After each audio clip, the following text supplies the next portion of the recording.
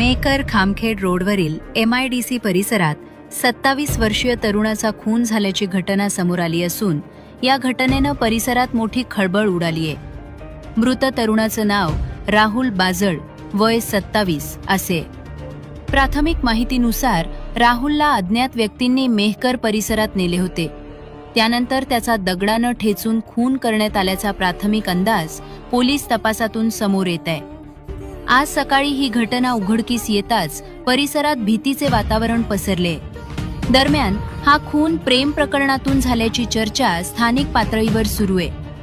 मात्र या संदर्भात पोलिसांकडून अद्याप कोणतीही अधिकृत पुष्टी करण्यात आलेली नाही।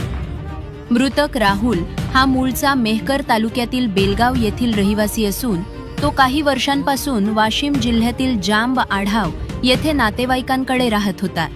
केनवड येथे त्यानं आपलं कलेक्शन नावाचे कपड्यांचे दुकान सुरू केले होते। घटनेची माहिती मिळताच मेहकर पोलीस ठाण्याचे अधिकारी घटनास्थळी दाखल झाले।